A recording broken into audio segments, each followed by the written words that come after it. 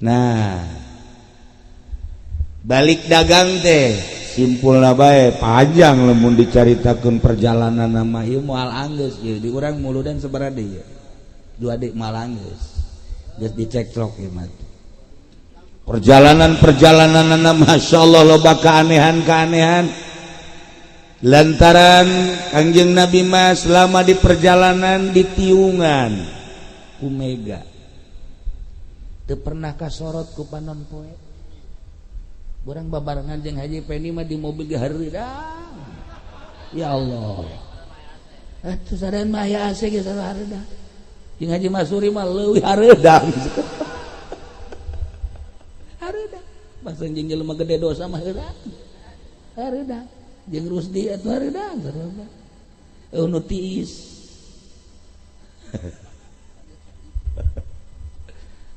atuh kasusna mah mun kukula dibejakeun macem-macem kasus Haji Pendi jeung Haji Basri lain deui jeung nu ieu atuh lain ngan heureudangna mah akur ngan alhamdulillah kukula sok di nan gitu ngaranna dihibur lamun teu dihibur moal boga daging jelema tah eta maesaroh ge di jalan teh heraneun lantaran iis bareng jeung Kangjeng Nabi mah datang ke Surya dagang sakitu hebatna loba laku kabeh balik disingkat bae barang balik lapor ka Siti Khadijah masyaallah saumur-umur dagang can nyorang boga kauntungan model kos menang 2 bulan ti harita Siti Khadijah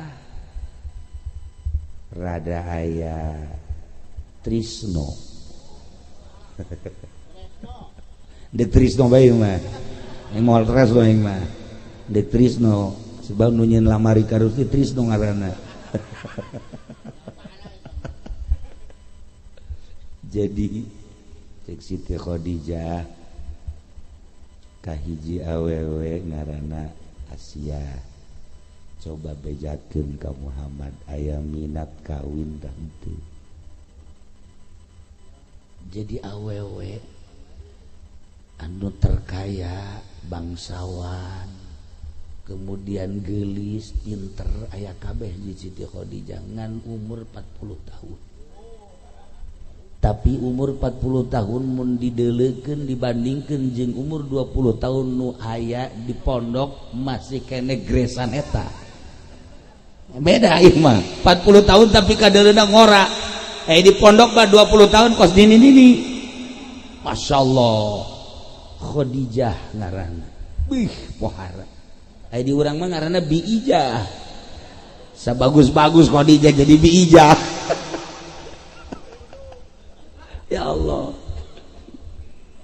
Siti Khadijah menawarkan diri melalui Siti Asia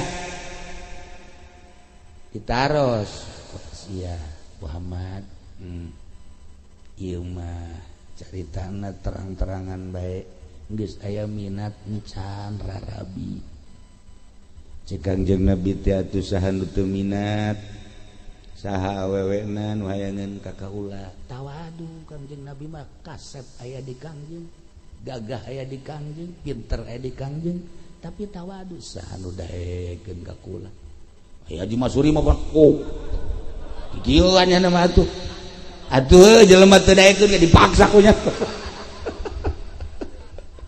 eta wati nang maksa eta nu pamajikan teu daekeun teh dipaksa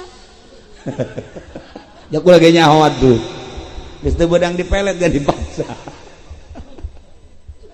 nah henteu ieu mah cik Siti Asia besi deuk minat aya awewe nu nikah hayang aduh cak Kangjeng Nabi ulah mah jelema susah jang naon atuh make naon pameulihna hanya deui ke aya awewena saha ieu mah terus terang bae bos mana bos anu urang ngadagangkeun barang teh ieu ne Khadijah Siti Khadijah Masya Allah Kangjeng kula mikir heula maksud Kangjeng mah mikir ge lain samikir-mikirna aya ridho eueuh ti Gusti Allah jeung kaharepna ieu kumaha lain padu kaya beunghar bangsawan pinter geulis tetapi kaharepna ieu pikumahaeun izin henteu Gusti Allah padahal encan aya syariat tapi Kangjeng mah geus langsung ka Gusti Allah pan anu bakal mawa syariat bagi Kangjeng jadinya langsung Kangjeng tadarru ka Gusti Allah ternyata Allah ngizinan justru nu bakal mawa kautamaan kecerdasan kalangsungan agama iyalah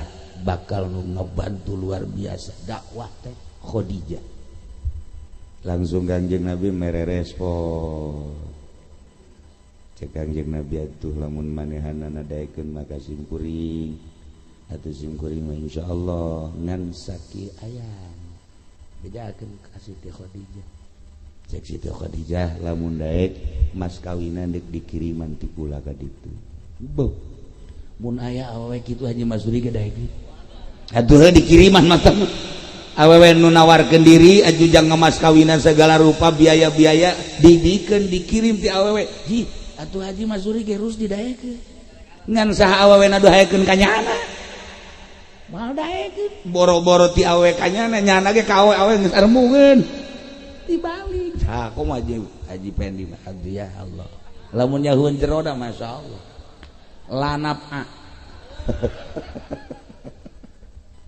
tah sakasimpulan lama langsung Kangjeng Nabi bebeja ka Abi Thalib nu jadi paman nu ngurusan Kangjeng Abi Thalib langsung ngadatangan keluarga Siti Khadijah kasimpulanana disingkat bae lamar melamar terjadi akhirnya terjadilah pertikahan Kangjeng umur 25 tahun Siti Khadijah umur 40 tahun tapi lamun ngaredeng Siti Khadijah jeung umur 20 tahun masih keneh ngoraan Siti Khadijah iyalah keistimewaan Siti Khadijah kawin bahasa kawina khutbahna luar biasa panjang ngan teu kudu dibacakeun khutbahna pohara jasa istimewa bahasa urang mah kula muji ka Gusti Allah anu ngajadikeun keturunan Muhammad ti turunan Ibrahim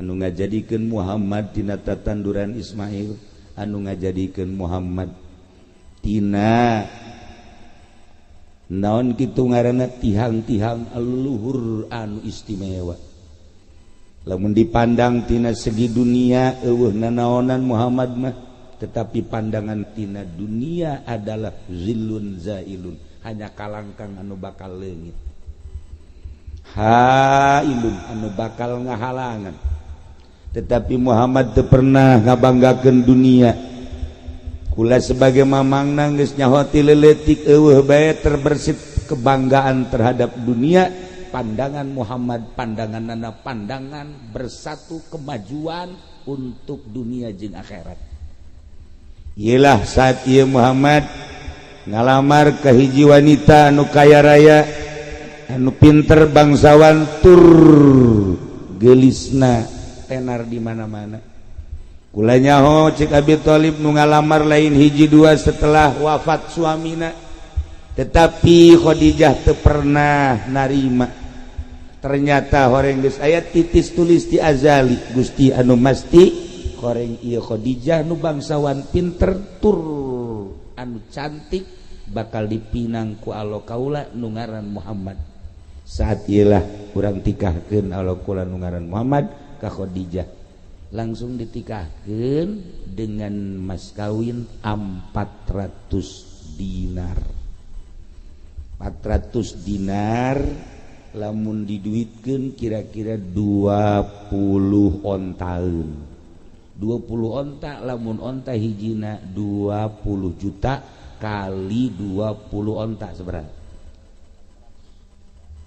cepetan atuh hitungna emang pengen dagang gelo jasa teu bisa ngitung aing mah dibabawa ge heran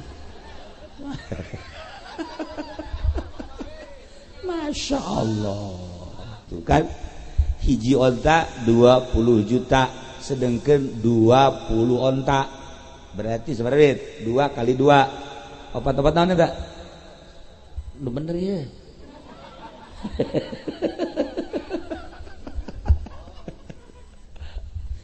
di samping eta nu sejen-sejen ada dikiriman ti Siti Khadijah ka Kangjeng Nabi. Masya Allah karim. Tetapi Kangjeng Nabi ge henteu cicing nu ngaran pamana Abu Thalib nyadiakeun jang walimahanana onta kemudian bubuahan dan lain sebagainya alhasil saling ngarayakeunana dina walimah. Terjadilah perkawinan. Masya Allah karim. Umur 25 tahun hasil anak Kangjeng Nabi perkawinan ti Siti Khadijah ialah nomor kahiji nu ngaran Qasim. Manta Kangjeng Nabi kunyahna Abul Qasim maot keur leutik kami. Nomor kedua Abdullah dengan julukan Thayyib. Maka Kangjeng Nabi sok disebut Thayyib. Thayyib teh bagus atawa senyit. Maot leutik kami. Nomor katiluna Siti Ruqayyah, nomor kaopatna Siti Zainab, nomor kalima Ummu Kulsum, nomor kagenepna Siti Fatimah. Etalah putra-putri Kangjeng Nabi. Terus Kangjeng Nabi ngalaksanakeun rumah tangga. Datang ka umur 30 tahun lahirlah Sayyidina Ali. Jadi Sayyidina Ali mah Kangjeng geus umur 30 tahun karak lahir.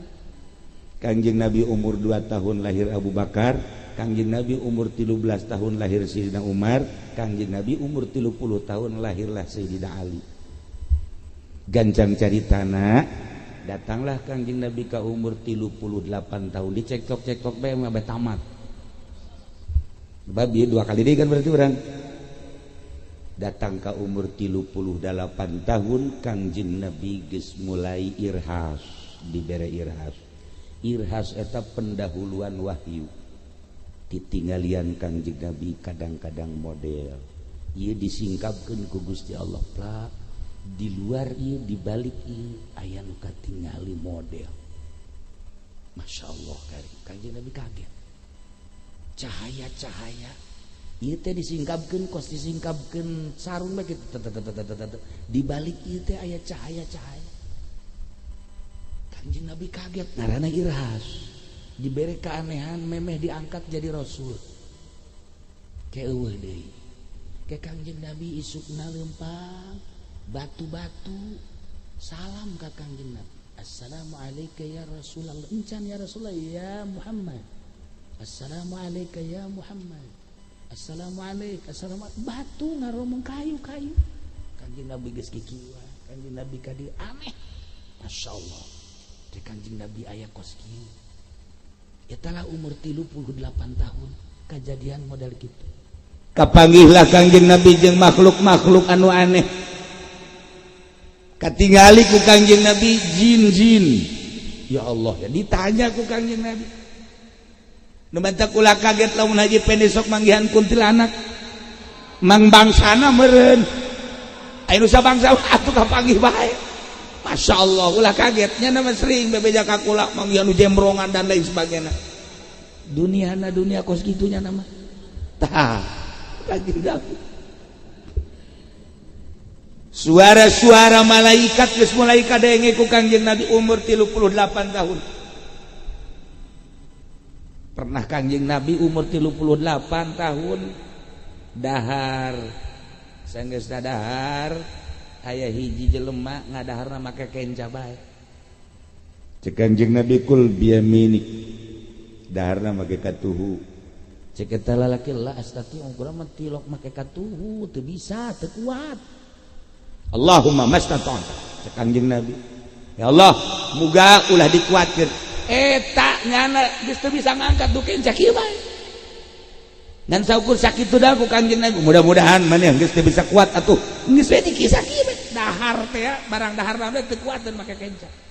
katuhu teu digunakeun kenca teu kuateun kaget itu mah sapoe dua poe tilu poe aya kesulitan keluargana kabeh demo ka Kangjeng Nabi ya gara-gara naon ieu bisa jadi kos kieu ieu anak kula cek Kangjeng Nabi aya barang dahar make katuhu kula make kenca ieu jangan make kenca padahal katuhu bisa nyana ngomong teu bisa kula didoakeun mudah-mudahan si ulah bisa atuh geus bae teu bisa. Nah etalah irhas Kangjeng Nabi kakarak umur 38 tahun can dibere wahyu geus sakecap nyata. Ilah Kangjeng Nabi kaistimewaanana. Sieun kabeh umur 39 tahun ketika Kangjeng Nabi disuguhan dahar di imah salah seorang Arab. Begitu Kangjeng Nabi rek dahar ieu daging ngomong ieu roti ngomong cak daging kula ulah di dahar lantaran kula ieu daging embe nanang maling ngomong tapi lamun karus biarin dapat nyolong juga yang penting mah udah idem aja kula geus kajawan nang maling terus bae Kangjeng Nabi mah iya kari begitu dek minum cai ngomong kula diinum Muhammad kula lantaran kula ieu cai menang jual beli tidak riba teu bagus menurut cek agama Islam encan aya syariat tapi geus ngomong umur 39 tahun loba hal-hal kejadian anu aneh irhas ngaranna meme diangkat jadi rasul umur 40 tahun Kangjeng Nabi teh geus dibere semacam kos karar itu nebak lain subang tebak-tebak dibere jaho bae ka karakter jelema karakter batu karakter hewan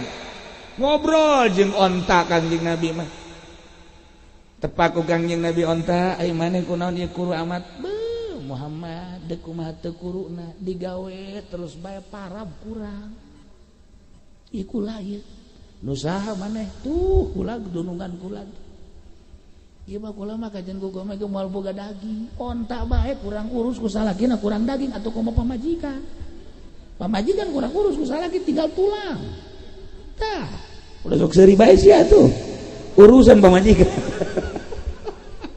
mantak seminggu sekali belikan daging pamajikan ji seminggu sekali bandeng minggu sekali sate lintuh pamajikan mantak pamajikan Rusdi masakin rasa tengah lintuh teuing nah urusan ku Kangjeng Nabi diajak ngobrol onta Masya Allah bisa ngobrol jeung onta satu ketika encan diangkat jadi rasul aya maung liwat ku Kangjeng Nabi digerokeun ya maung ka dieu depak maung dihareupeun Kangjeng Nabi maneh ieu lelempangan ti leuweung ka lembur aya naon waduh di leuweung geus urang dahareun kulantaran gitu kula ayeuna ka lembur deuk neangan dahar cek Kangjeng Nabi mau kudu di tempatna masing-masing maneh di leuweung kula sok ka lembur urang lembur ge kula sok ka leuweung satempatna geus diatur ku Kangjeng Nabi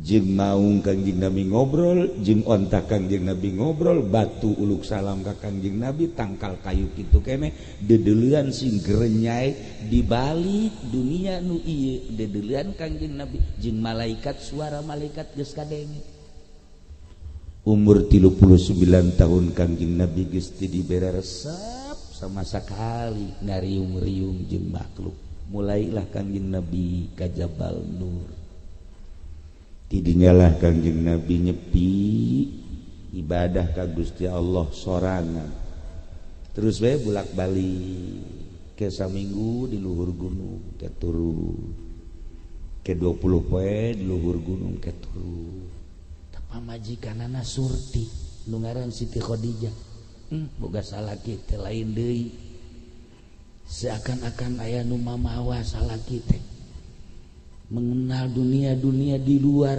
perkenalan nu kakanyahoan ku kaula cak Siti Khadijah biasana nu kos kieu mah diangkat jadi jelema anu luar biasa cek Siti Khadijah pengalaman kaula pembacaan dina Taurat dina Injil asana kajen kumaha bakal diangkat jadi nabi jadi rasul geus aya pirasat Siti Khadijah etalah kecerdasan etalah keistimewaan Siti Khadijah. Kangjeng Nabi terus saya di luhur gunung sorangan gunung nu teu pernah dicabah ku jelema dijamah ku jelema can pernah ditayakan ku jelema Kangjeng Nabi cicing di luhur gunung sorangan bayangkeun zaman harita ieu mah tita tahajud di jero kamar sorangan tatangga aya nu maot tadi beurang tetep bae mane ngajen pamajikan mah kieu bae kunaon ieu cek pamajikan sok omong kan lain tahajud ulah loba omong bisi hari riwa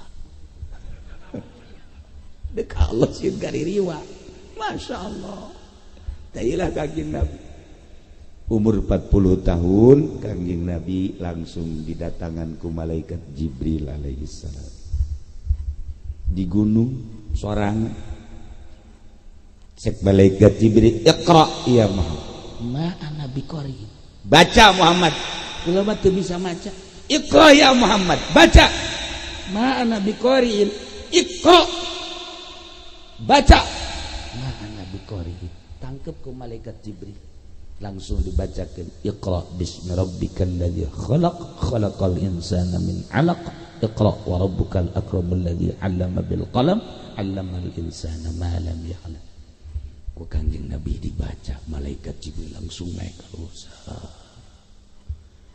Kangjeng Nabi terus turun ke handap mari lihat kidir ningali kejadian model kos gitu langsung ngetrok Imah Khadijah cak Kangjeng Nabi dasiruni ya Khadijah dasiruni simbutan disimbutan ku Siti Khadijah beres isuk-isuk ditanya aya naon emang tah pamajikan ngeunaheun kos kitu mah nanya ka salaki Masya Allah tuh nya maju nyari katekeun sorangan wae ulah tuh aya naon teh nanya pamajikan emang aya naon ka kan nyinaheun ka urangna jembar atuh nikmat coba cihiuk di sisi rada ka tukang saeutik bari nyekel ka dieu kana pundak Siti Khadijah masyaallah bayangkeun romantis ya Allah ya Allah iya Bapak iya Bapak lain dari mana bae batur barali bentek balik atuh itu cong ngan teu bae ka mata sia tapi lain urang Cilawur urang pondok Cilawur moal sopan kabeh ge ari make kokoprak heuh Cilawur itu Siti Khadijah calik belah dieu kemudian ieuna ka pundak Kangjeng bari naros aya naon kakak kajadian naon dicaritakeun sakumaha tadi ucapan-ucapan malaikat Jibril alaihissalam oh tama lain sambarangan yuk urang boga tanyaeun ka ditu di benak hati Khadijah beuh ieu lain sambarangan kos ieu adalah nu pernah terjadi para rasul-rasul nu baraheula bangga Siti Khadijah Masya Allah karim nah kesimpulan nama Kangjeng Nabi diangkat jadi rasul umur 40 tahun datang wahyu malaikat Jibril maka nupang heulana iman adalah pamajikanana ka Kangjeng Nabi asyhadu an la ilaha illallah wa asyhadu annaka muhammadan rasulullah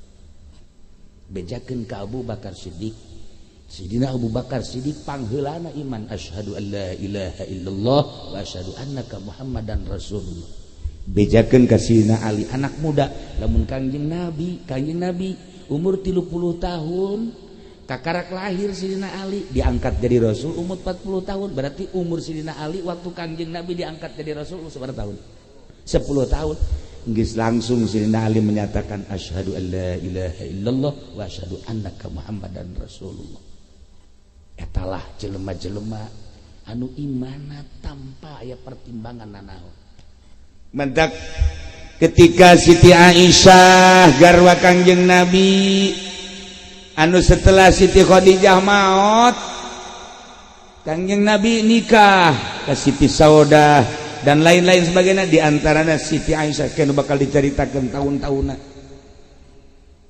Tak iya Siti Aisyah teh kan bingung, unggal-unggal ngomongna Khadijah, baca Siti Aisyah. Kudung-kudung Khadijah, ye Aisyah ye. Awewe mah pan kos kitu awewe mah. Khadijah deh sebenarnya ini. Kangjeng Nabi marah. Kula sok nyebutkan ini ka Khadijah. Kula berjuang hartana dibeakeun kabeh, kajen dibeakeun kabeh ge rela. Wanita nu pertama asup Islam saat batur teu nyahoeun ka agama, Khadijah nu pangheulana iman ka kaula. Kula dakwah, setiap dakwah kudu memerlukan biaya, hartana dipersilahkeun. Wanita anu mempersilahkeun harta untuk dakwah Khadijah. Ketika manusia mencekam di Mekah, kakaula terus endek haru biru, tetapi Siti Khadijah anu nangtangan ka bangsawan-bangsawan Mekah, wanita pertama anu nangtangan ka jelema-jelema anu aya di Mekah, Khadijah. Kemudian Siti Khadijah mah hiji-hijina wanita anu memberikan turunan ka kaula. Eueuh deui ti wanita nu lain memberikan turunan termasuk ti anjeun. Iyalah wanita anu memberikan keturunan adalah Khadijah. Oh, Kangjeng Nabi terus caritakeun keistimewaan Siti Khadijah. Kakaran Siti Aisyah hampura tuan. Kula lainna naon cenah itu mah atuh itu bae Khadijah deui. Kos kitu cemburu. Batak awewe mah cemburuan. Sakitu ge geus maot Siti Khadijah komomun encan bawa cenah. Moal tama nyontoan doang. Moal Siti Aisyah mah lantaran Siti Aisyah mah cerdas. Hadis-hadis di Bukhari diriwayatkan ku Siti Aisyah, di Muslim nu diriwayatkan ku Siti Aisyah. Cik Siti Aisyah kula masa berteman teu aya nafsu eta mangan sakadar memperlihatkan bahwa kula adalah seorang wanita anu sangat mencintai Kangjeng. Lamun teu terlihat kecemburuan berarti kula ieu teu boga giro, cek Siti Aisyah. Padahal mah eueuh kula mah itu deui geus maot nyarita sorangan nya. Mata ku Kangjeng Nabi dipeluk deui Siti Aisyah. Waduh, luar biasa romantis Kangjeng Nabi mah. Bayangkeun ka romantisanana Siti Aisyah lebaran, kemudian hiburan di masjid belah dinya aya nu keur nyanyi-nyanyi orang Habsyah. Siti Aisyah dihareup kieu di jandela, Kangjeng Nabi di tukang kan kieu bae ka dieu ka pundak Siti Aisyah neuleukeun nu keur nyanyi-nyanyi nyanyikeun perang. Bayangkeun di jandela Siti Aisyah ka ditu, Kangjeng Nabi di tukang. Ya Allah ya Rabb. Tuh saenggeusna ditingali kumaha Aisyah, bagus. Kangjeng Nabi mundur, Kangjeng Nabi ka jandela, Siti Aisyah di tukang. Lah ieu ka dieu. Haji Pendi geus incuan ge can nyorang kikituan. Encan nyorang nya nama. Masya Allah, deket ge Ieu Kangjeng Nabi romantis. Masya Allah karim. Nu tadi Kangjeng Nabi di tukang, kuari Siti Aisyah nangagaledot di tukang. Bisa dibayangkan kurang romantis nak Kangjeng Nabi. Iyalah nu kurang kudu dituturkeun geus balik ti dieu nu boga pamajikan nurutan Kangjeng. Urang geus cek pamajikan naon geus boga duit bae. Nah sia haji bae hareudang hajuna mah urang endek jadi henteu pan. Amper jadi turun. Ulah ngomong kitu atuh. Gitulah. Nah iyalah Kangjeng Nabi umur 40 tahun diangkat jadi rasul, turun wahyu. Memehna geus diabang-abang lameh heula melalui irhas supaya ketika datang wahyu kuat. Mantak jadi santri teh kos kitu mimitina, diawali ku puasa heula, diawali ku di kuburan heula, ziarah heula. Engke ge kapanggih jeung genderuwo. Kemudian eta kudu kuat sebab engke ka ditu bakal manggihan anu model-model. Lamun jelema sok kudang ti peuting sorangan pasti papanggihan bae kajen kukumaha moal datang ka henteu mimiti ke suara-suara nu leumpang ulah kaget engke aya suara-suara do kadenge ku urang pan tengah peuting mah toke ge pajar jin toke cak-cak pajar jin mantak geus di teu lulus tetangga kuari teu menang aya sora-sora bangkong ge bangkong pajar setan. Udah dipetik teh kos gitu, udah dipetik bae. Lamun geus dibiasakeun, oh nanaon ternyata. Engke kadang-kadang aya jleg aki-aki. Da ieu saha ieu. Tanya ta ulah ieu. Ieu atuh mah kan kumaha udang dipetik. Masyaallah, ieu kuare kula kamari kajadian. asal dek hawal bae mau gimana aneh jelema aki-aki datang jeleg bae di tengah imah make bajuna hideung-hideung rudin biasa Masya Allah mun Rusdi wah sana geus pokona paeh di dinya lah tah eta geus modal-modal kos gitu kan hese satu ketika ya jelema nu aneh keur ngobrol di tengah imah eta Rusdi nu biasa osok ka imah ge teu daek di luar bae nyana di luar sakulah teh suara Rusdi tah asal anu model bae tilok ka jero ka hijab cenah mah nah lamun aya Haji Pendi menyambung atuh nu gede hutang jeung nu gede hutang ka hijab nah iyalah para jamaah kaum muslimin wal muslimat rahimakumullah nah ye umur 40 tahun Kangjeng diangkat jadi rasul pangheulana iman Siti Khadijah di kalangan anak muda Sayyidina Ali di kalangan pengusaha adalah Sayyidina Abu Bakar Siddiq radhiyallahu anhu. Tuh di umur 25 tahun ka 30 ka 40. Ku hari geus jeung setengah hiji kasorot ku Kangjeng Nabi ku rahmat Kangjeng Nabi. Mantak cekang cikula ieu lamun geus kasorot ku rahmat Kangjeng Nabi kan jadi pinter. Jadi pinter ulah jadi bodoh. Du kamari ku kula didongengkeun di pondok teh. Ari bodoh bapan hese aya jelema ngalawudu. Barang geus ngalawudu pas endeu ka suku nu keca beak caina beak rana teu ngocor nyana bingung ieu aing wudu can anggeus kulantaran bodoh terus bae ka masjid salat kumaha tah salatna diangkat dikaluhurkeun di sukuna jadi ngan sakun nincakna hiji doang kieu Allahu akbar bae biasa cak nu sajen teh aing mah heran sia teh salat dapan hiji doang anu ieu eueuh aing ditanya ku aing cenah eta kumaha salat bisa kos kitu aing ge salat dek nurunkeun hujan kos kitu lamun salat dek nurunkeun hujan sabelah kula pernah eta kos kitu wah jauh ngajajal ilmu tah mah nah sabelah kitu bener eta turun hujan kuari mah geus teu make kitu-kitu asal ngadoa bedakeun ka Haji Pendi asal dihadiahan Haji Pendi turun hujan bener itu nyana geus banjur jasa hujan geus gede hayang eureun doa deui Haji Pendi hujan terus dari keureun tanya makmum kabeh nanya ka dinya hei sia salat eta kunaon suku dan sabelah nu ieu wudu can ka wuduan cak nyanan mantak diangkat ku aing di sabelah dengke kan salatna eta kan karena bodoh nah iyalah ulah supaya bodoh teu kaharti ku ari lamun urang masih keneh bodoh agama lantaran agama dikembangkan melalui pondok pesantren, melalui sekolah, universitas, elektronik, terus itu koran, majalah dan lain sebagainya. Encannya rukun wudu, rukun sholat jeung sajabana urang tinggalin kuari. Matak alhamdulillah di Cilongok mah geus di mana-mana pengajian, alhamdulillahirabbil alamin, tanda kemajuan. Ai bisa mah teu ieu. Kakarak maju ngajina bang bisa gitu guys alhamdulillahirabbil alamin ieu mah dicukupkeun sakieu insyaallah ke urang sambung deui nah ngan ieu ngamimitiana penting mah ieu kula mah itu ka hiji tuh nah ieu engke urang di mana muludan ieu di Bajag Sakilat kira nah tit umur 40 tahun kaditu kayak nyaritakeun kisah tentang anak-anak Kangjeng Nabi putri Kangjeng jeung berangkat ka Kangjeng Nabi berjuang umur 40 tahun selama 10 tahun di Mekah bakal naon bae kajadianana kakarak ke umur 50 tahun hijrah ke Madinah terakhir dipungkas engke setelah hijrah di Mekah Kangjeng Nabi 10 tahun rumah tangga jeung Siti Khadijah Kangjeng Nabi di Mekah ngabogaan anak sakumaha tadi kayak kisah-kisah putri-putri Kangjeng Nabi salila di Mekah